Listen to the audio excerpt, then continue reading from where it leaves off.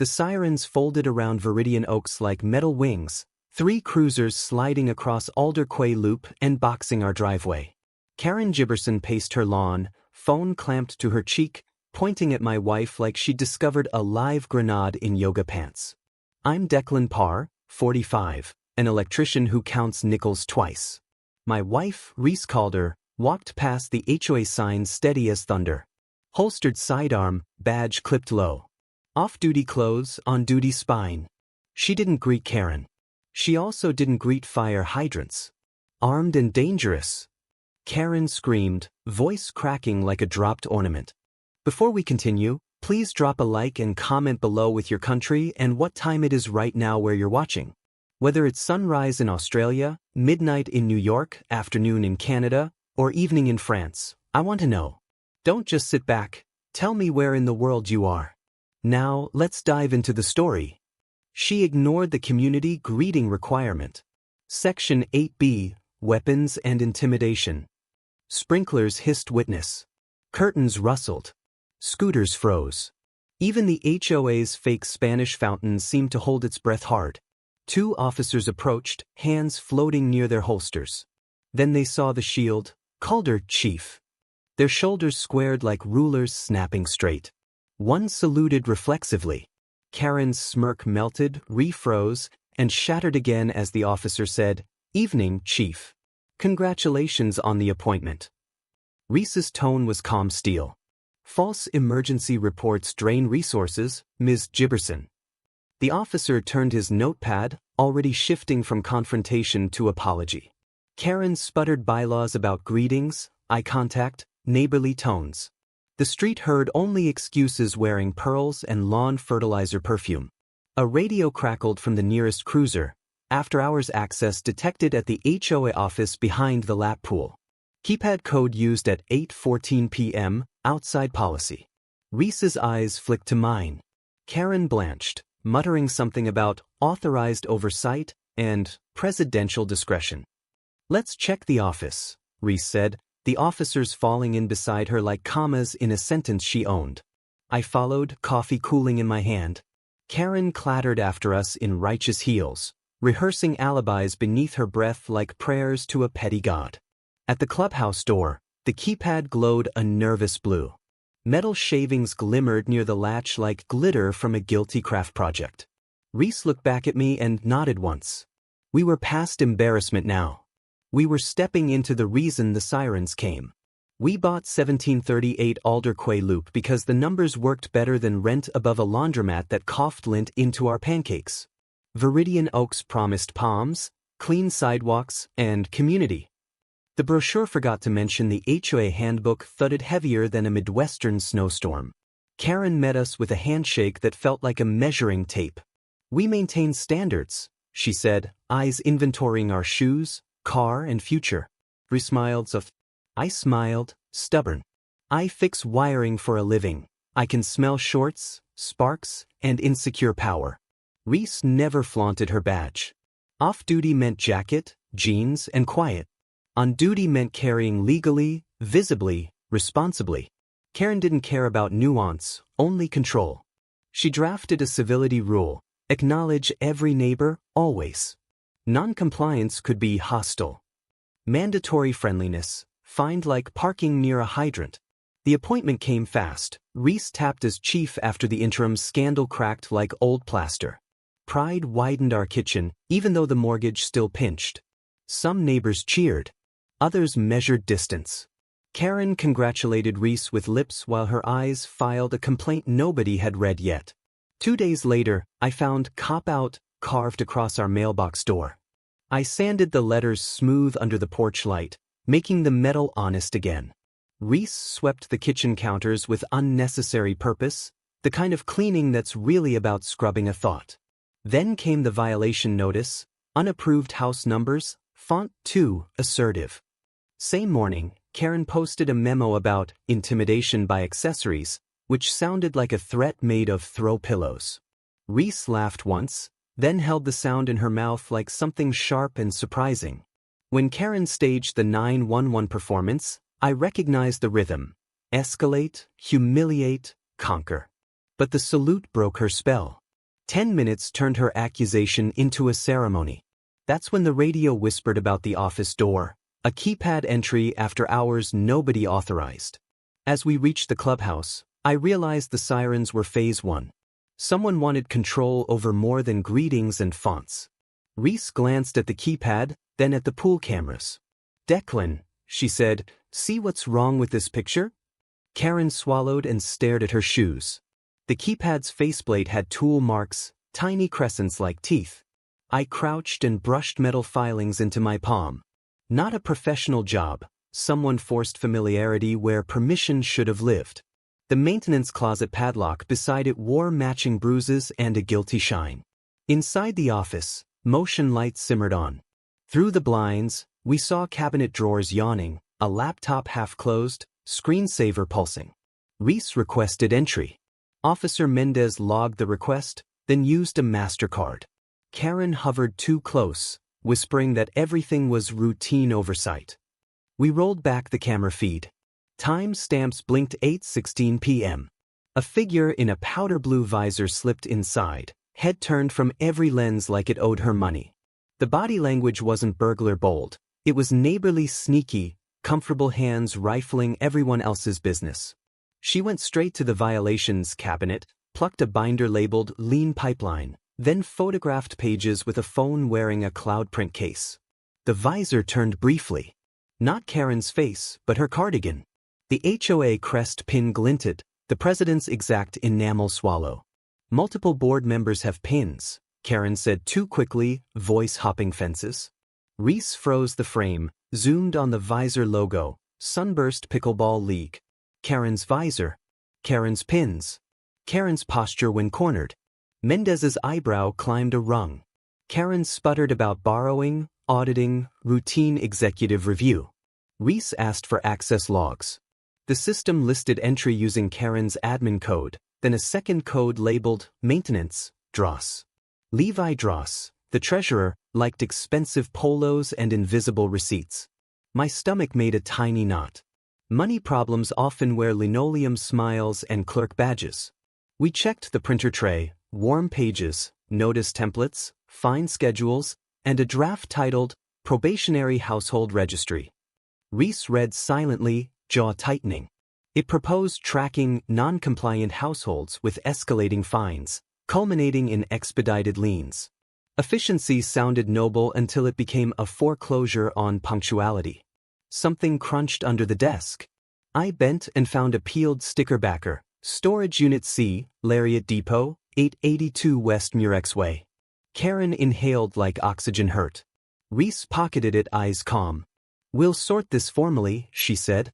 Karen tried to smile. Her hands forgot how. The emergency board meeting convened at the gazebo on Palladium Row, strings of soft bulbs pretending this wasn't a courtroom with citronella. Karen rapped a gavel she brought from home, polished cherry, personal monogram. Reese attended as a resident, badge tucked, authority invisible until needed. Neighbors gathered, Tova Hennix with her rescue greyhounds, Dr. Rowan Quaid from 1711 Silt Harbor Drive, and Levi Dross in a coral polo. Karen cleared her throat, blaming misunderstandings and optics, proposing a weapons visibility prohibition within common spaces. She called it comfort-forward policy. Reese stood calmly. "State law preempts HOA prohibitions on lawful carry," she said. "And falsified emergencies are crimes." She mentioned the office entry logs. A hush grew legs and walked through the crowd. Levi tugged his sleeves like they were hiding receipts and excuses. Karen pivoted to civility. "We must enforce greetings," she insisted. "Neighbors need acknowledgement to feel safe." A kid snorted. Dr. Quaid asked who decides the tone of a hello. Karen said, "The board." The crowd felt the word board, like a splinter sliding deeper. I handed Reese the draft registry. She read a paragraph aloud, tracking non-compliant households, fines doubling, fast-track liens. Gasps popped like corn. Tova asked who benefits from expedited liens. Levi coughed. Karen smiled thinly. "The community benefits from order." Nobody believed order had a bank account. Reese requested a formal records review. Karen declared attorney-client privilege over everything, even the snack budget. Mendez, attending as a neighbor, cited open records requirements for associations. Karen's eyes flashed. She promised cooperation Monday, then motioned to adjourn before Monday's sun could possibly exist. As people drifted, Levi approached me, voice sugar over gravel. "Electricians know buildings," he said. "Ever consider consulting on security upgrades?" His card smelled like cologne and panic. I pocketed it and nodded, counting the exits, counting the ways a ledger hides under flattery.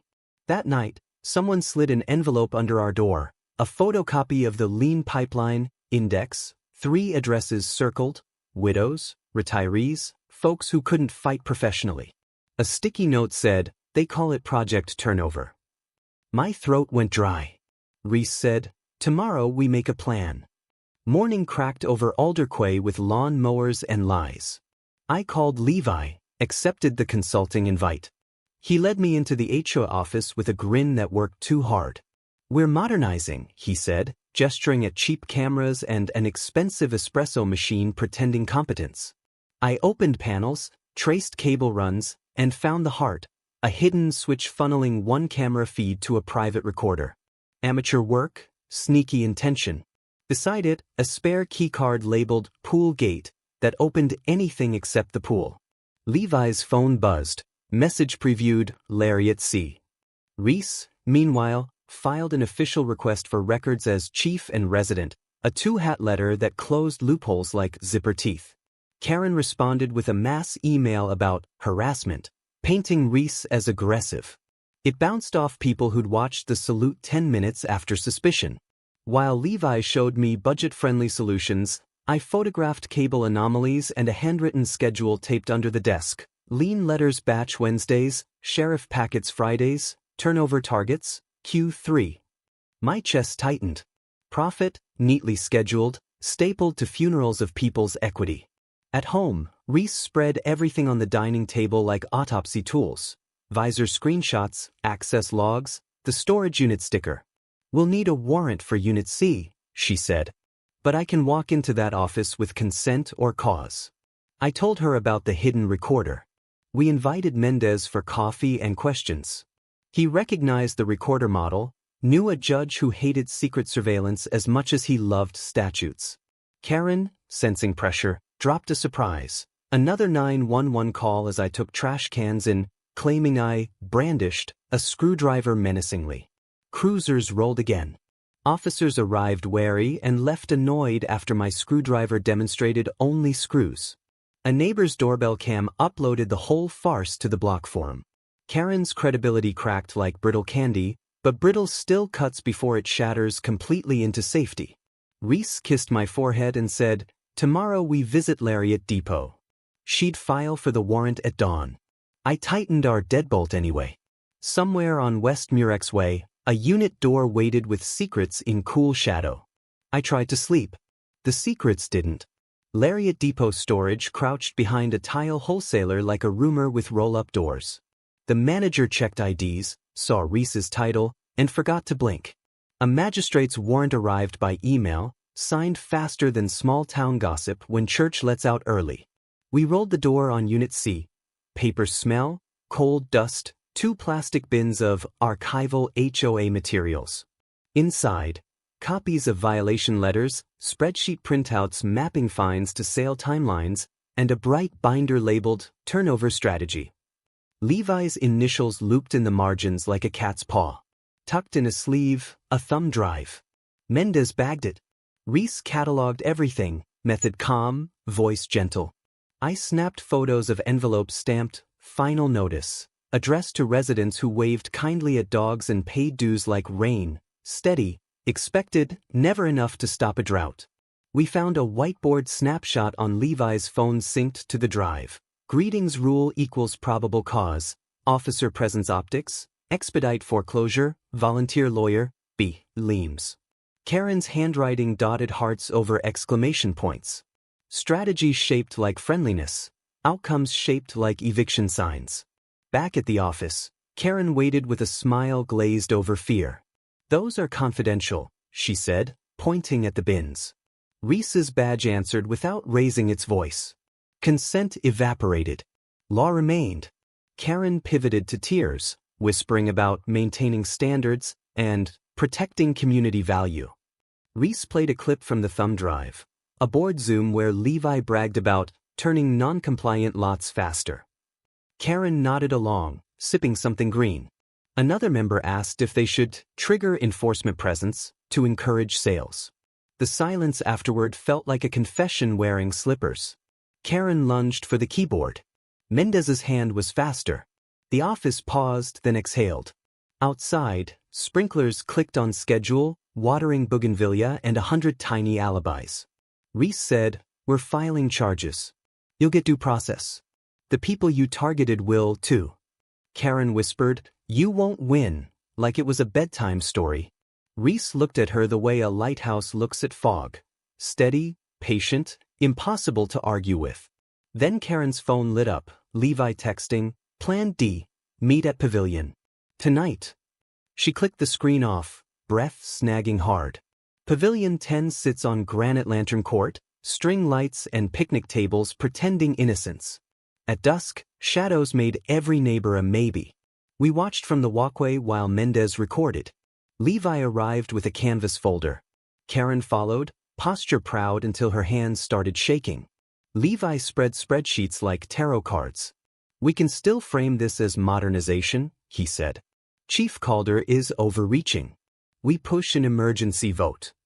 Karen nodded, then blurted, "She humiliated me." Levi answered with numbers, the calm violence of columns predicting other people's losses. Reese stepped forward. "Discussion's over." Karen straightened, ready to performance cry. Levi smirked. "You can't arrest ideas," he said.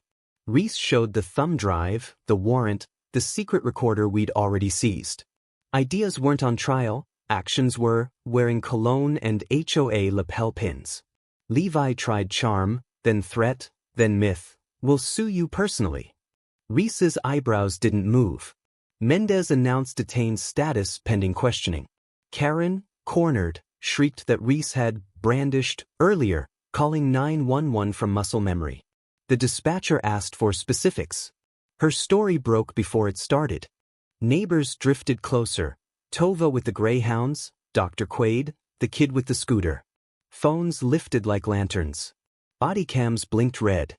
Karen's 911 call kept running, accidentally broadcasting murmured strategy, use greetings rule, make her look angry, women in power alienate donors. Every word uploaded itself. Levi, sweating, tried to pocket the canvas folder.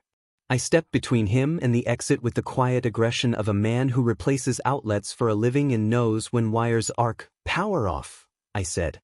He scoffed. Reese nodded. Mendez collected the folder without ceremony. At the curb, Karen's husband idled in a tan sedan, eyes wide, engine ready.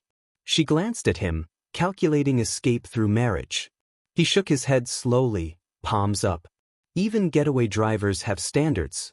Karen straightened her blazer, misunderstanding that dignity isn't a costume. The board's vice president, a silent man named Ulysse Larrabee, stepped out of the shadows. "You didn't tell us about liens," he said to Levi, voice cracking. Something shifted. Cracks widened. Reese said softly, "Tomorrow morning, we execute the search at headquarters." Karen flinched like tomorrow was a weapon.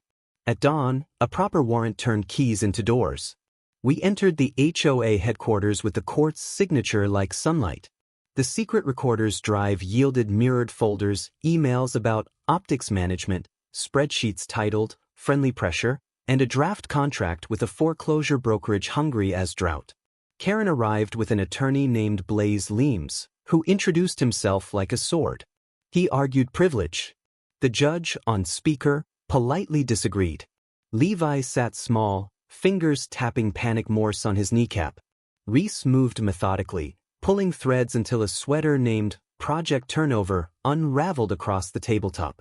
The printer spit confessions, coached complaint templates, scripts for fear-based escalation, and a flowchart starting with minor noncompliance and ending with auction. Beside it, an expense sheet, consultant fees, community vision dinners, And a line item, security presence, stimulus. The receipts smirked in plain English. Blaze tried again. All associations encourage standards. Reese pointed at the foreclosure dates already scheduled for households still disputing fines. Encouragement had become eviction choreography. Mendez photographed Levi's handwritten note. Greetings rule, probable cause pretext? Levi's shoulders sagged like wet laundry surrendering to gravity. Karen, cornered, reached for decency or theater, hard to tell which. I wanted safety, she said, eyes shining. People are scared of guns. Reese answered, you tried to criminalize eye contact and sell houses by manufacturing fear. Truth sounded like a door clicking open behind handcuffs. We froze a video frame, Karen guiding a junior board member on role-playing calls. Use armed and dangerous if the target has law enforcement connections, she coached. My breath shortened. Reese stayed calm like shoreline rock. Mendez's pen moved, ink steady as consequences. Ulysse Larrabee arrived, face pale, resignation letter in hand, offering full cooperation. He described a board splintered by charm and fear, voting by text at midnight.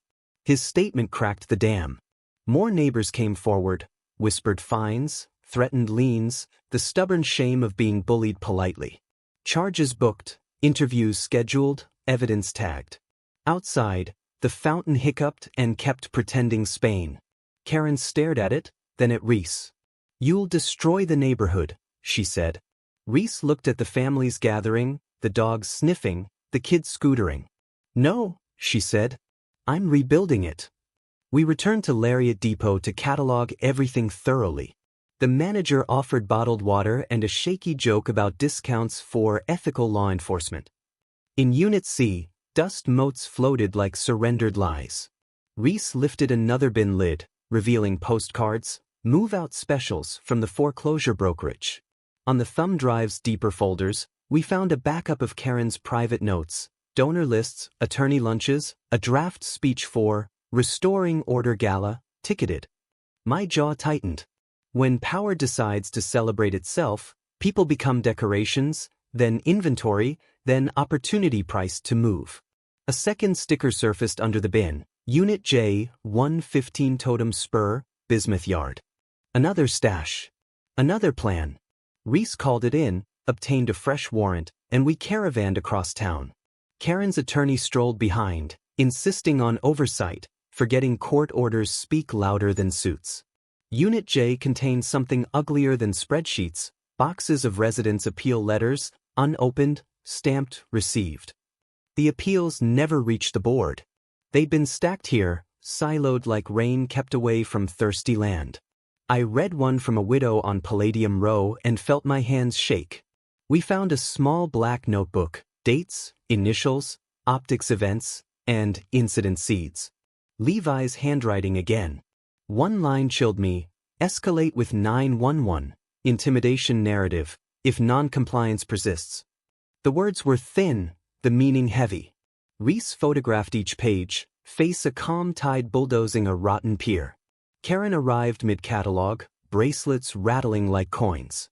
Those are personal, she said. You were never personal, Reese answered, offering the widow's letter. Karen read, blinked, failed at crying. The attorney objected to empathy on procedural grounds. The judge, still on standby, allowed humanity. As we sealed evidence, Karen murmured to me, not Reese. This neighborhood doesn't like people like her in charge. I felt the sentence tilt. People like who? I asked. She hesitated. Outsiders, she said, swallowing a different word.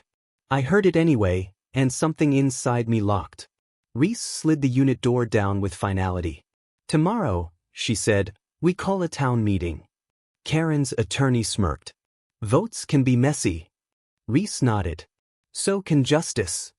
The metal door clanged shut, echoing like a bell that summons people rather than scares them home. We gathered at the amphitheater on Indigo Kestrel Terrace, sunset turning the stucco pink like it finally blushed. Families filled the benches. Tova brought donut holes. Ulysse set out a microphone, hands trembling. Reese asked for patience. Karen arrived last, pearls preloaded with explanations.